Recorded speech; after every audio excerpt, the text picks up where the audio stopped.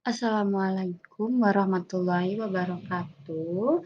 Di sini saya Guyati Kamelia dengan NIM 12300210004 dari program studi S1 Kebidanan.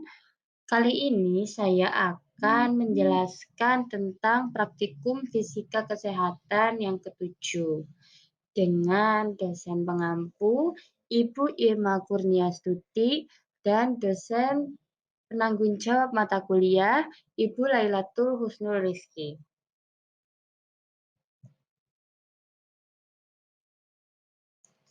Nah, yang pertama, ini saya akan menjelaskan tentang pengertian dari detak jantung atau bisa juga disebut denyut nadi. Denyut nadi atau denyut jantung merupakan suatu gelombang yang dapat diraba pada arteri bila darah dipompa keluar dari jantung. Denyut ini mudah diraba di suatu bagian di mana arteri melintas. Frekuensi denyut nadi atau denyut jantung ini dapat diukur dengan cara menekan arteri radialis dengan menggunakan ujung jari telunjuk dan jari tengah hingga pulsasi yang maksimal dapat terdeteksi. Detak jantung normal berkisar antara 60 sampai 100 per menit.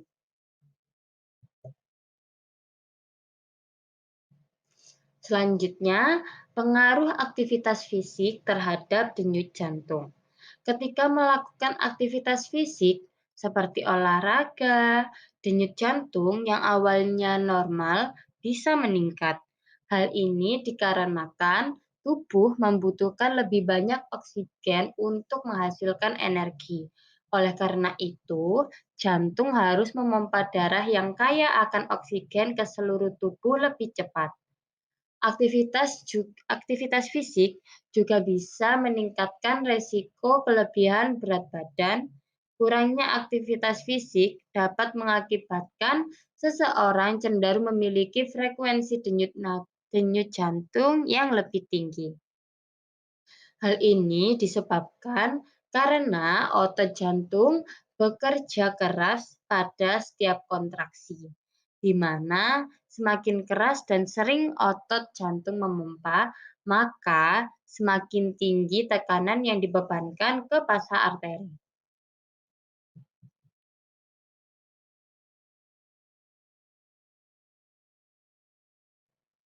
Nah, selanjutnya ini ada cara menghitung detak jantung. Yang pertama di pergelangan tangan, tekan perlahan telunjuk dan jari tengah ke salah satu tangan di pergelangan tangan yang berlawanan tepat di bawah pangkal ibu jari. Lalu di bagian leher, tekan sedikit sisi leher tepat di bagian bawah tulang rahang, itulah detak jantungmu. Hitung jumlah denyut dalam 15 detik dan kalikan dengan 4.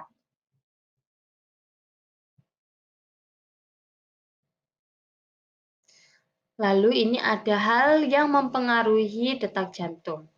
Hal yang mempengaruhi detak jantung normal, yang pertama ada aktivitas fisik, yang kedua suhu, yang ketiga posisi tubuh, emosi, berat badan, penggunaan obat, dan masalah kesehatan.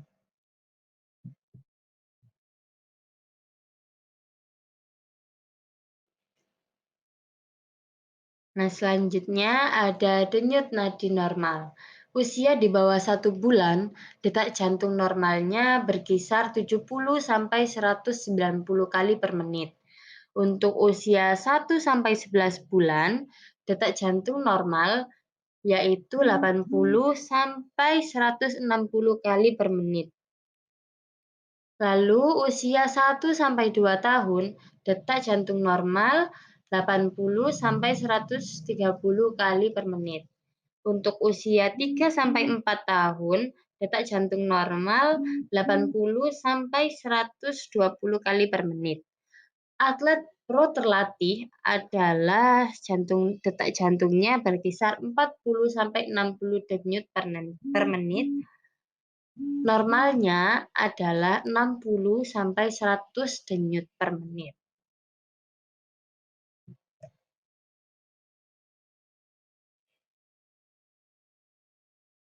Nah, selanjutnya saya akan menjelaskan tentang metode Carnot-Venn. Rumus matematika yang membantu menentukan zona detak jantung target. Juga sering digunakan dalam bidang latihan fisik dan rehabilitasi medik.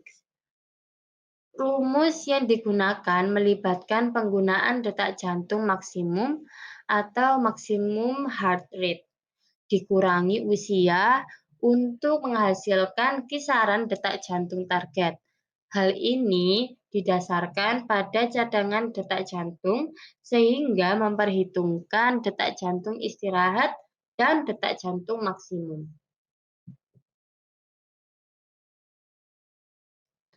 Nah, metode Carnot-Venn pada perhitungan denyut jantung untuk menghitung zona detak jantung. Dibutuhkan dua angka dan keterampilan matematika dasar. Yang pertama, detak jantung istirahat atau resting heart rate. Denyut nadi saat istirahat, waktu yang terbaik untuk mendapatkan detak jantung istirahat adalah pada saat pagi hari sebelum bangun dari tempat tidur. Yang kedua, detak jantung maksimum atau maksimum heart rate. Mengurangi angka 220 dikurangi usia Anda saat ini.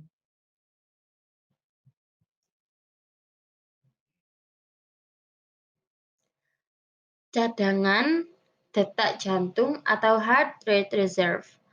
Heart rate reserve ini cara menghitungnya yaitu heart rate max dikurangi dengan heart rate resting. Metode Carnot-Venn pada perhitungan denyut jantung menentukan detak jantung target atau target heart rate. Cara menghitungnya yaitu heart rate target sama dengan heart rate reserve dikali intensity dalam bentuk persen ditambah dengan heart rate resting.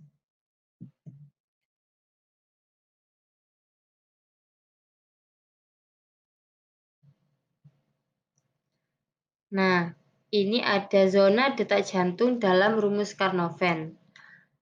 Carnot-Venn heart rate zones. Zona pertama itu sangat ringan dengan 50% sampai 60% intensitas. Yang zona kedua itu ringan dengan 60% sampai 70% intensitas. Zona 3 yaitu sedang 70% sampai 80% intensitas. Zona 4 sulit sekitar 80% sampai 90% intensitas.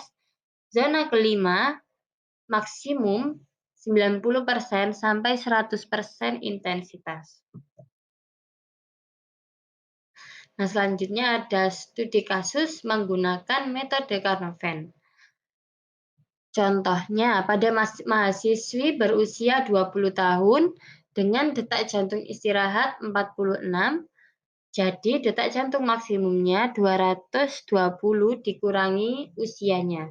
220 dikurangi 20 sama dengan 200. Cadangan detak jantung, heart rate reserve-nya maksimum dikurangi resting sama dengan 154.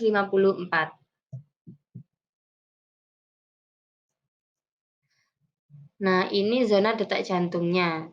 Cadangan detak jantung dikalikan intensitas dalam bentuk persen ditambah dengan HR resting.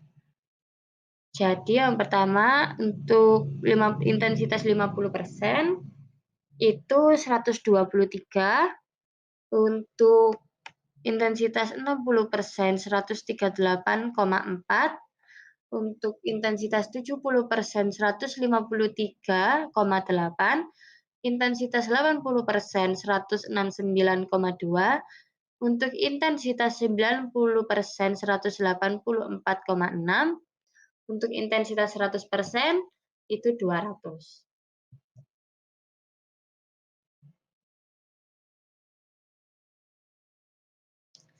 Nah, ini ada zona detak jantungnya.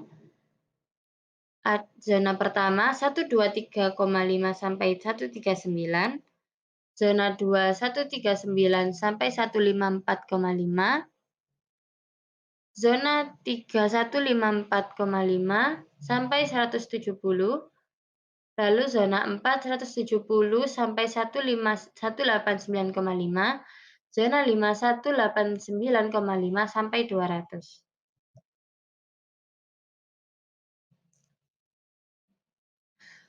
Lalu ada hubungan denyut jantung, aktivitas, dan metabolisme.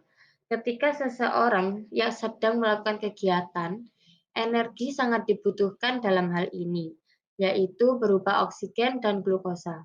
Jika dibandingkan dengan seseorang yang tidak melakukan kegiatan apapun seperti duduk atau tidur, untuk memenuhi kebutuhan sumber energi dan oksigen tersebut, jantung dituntut untuk memompa darah lebih cepat dibandingkan dengan biasanya. Karena di dalam darah terdapat banyak oksigen yang diperlukan untuk dialirkan saat aktivitas berlebih. Nah, jika aktivitas yang kita kerjakan terlalu berat, ini dapat mempengaruhi denyut jantung. Semakin banyak bergerak, maka frekuensi detak jantung akan semakin meningkat di saat tubuh bergerak kerja beberapa organ seperti otot akan semakin berat. Hal tersebut membuat otot membutuhkan suplai oksigen dan nutrisi lebih banyak untuk menjalankan fungsinya. Lalu di sini ada jantung. Jantung ini merupakan organ vital pada manusia yang dapat mengalirkan darah ke seluruh tubuh, di mana darah sendiri terdiri dari cairan dan sel darah yang di mana terdapat Hb yang di dalamnya terdapat oksigen yang nantinya akan dibawa ke seluruh tubuh untuk metabolisme tubuh. Kadar oksigen dan detak jantung memiliki hubungan yang timbal balik saat seseorang mengalami kondisi kekurangan oksigen. Denyut jantung meningkat saat terjadi kerusakan aliran listrik jantung, sehingga mengakibatkan denyut jantung menjadi sangat cepat. Hubungan antara denyut jantung dengan metabolisme adalah metabolisme dalam suatu organ akan semakin besar dan aliran darahnya juga akan mengalami hal yang sama. Hal ini menyebabkan konvensasi jantung dengan mempercepat denyutnya dan memperbesar banyaknya aliran darah yang dipompakan dari jantung ke seluruh tubuh.